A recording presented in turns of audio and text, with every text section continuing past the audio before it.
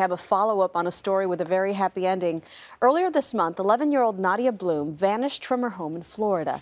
4 days later, she was found in an alligator-infested swamp by herself. She was sent to the hospital suffering from dehydration, swollen feet, and many bug bites.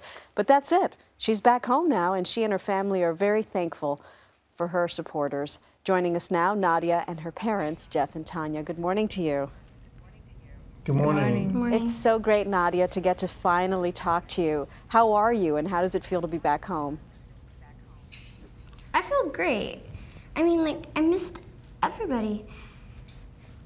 Even my baby sister, who does nothing but cry. What is the first thing you did when you got home? Well, the first thing I did when I got home, well, play on the computer. Everyone is just amazed, Nadia. You're 11, and you survived by yourself, alone, in a swamp that would scare most people. Were you scared? A little. What's the scariest thing that you saw? The scariest thing I saw, like, when it became night, and I was afraid they'd never find me. I mean, like, I didn't see anything scary, but I felt scared. How did you get through that? I felt... Sorry, go ahead. I tried to tell myself that there are probably people out there who are looking for me, because I kind of heard sloshing, and I thought that, and I'm not sure where it was coming from, and then finally Mr. King found me, and that was like, one of the greatest things that ever happened to me. Tell me about that moment when Mr. King found you.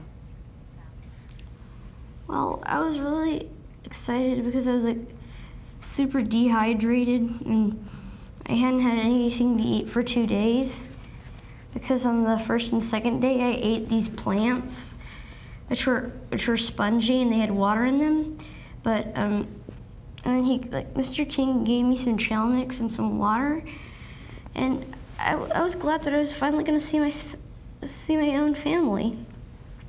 And I bet they were glad. Let me ask you, Tanya, mom to mom, what were those days like for you? They were the hardest 4 days I've ever experienced. We had a lot of support from our community and a lot of support from our church, and it helped get us through, but they were the hardest days I've ever went through. Jeff, are you surprised that Nadia was as resourceful and as fearless as she was? In some ways, yes. She's always been an amazing kid, but I had no idea that she would use her resources in this way to brave that sort of, terrain and time and just lack of food, So I was surprised that she was able to use her resources in that way. Nadia, we know that we've been reporting that you're quite the adventurer and you like to wander off and explore things and you love nature. Is there anything that you've learned from this? Anything that you're going to do differently in the future? I'll ask Mom first, and I think I might go with a grown-up next time. Good idea. Nadia Bloom, thank you so much. Tanya and Jeff, thanks a lot. Thank you. Thank you. Happy to report on an ending like that for a change.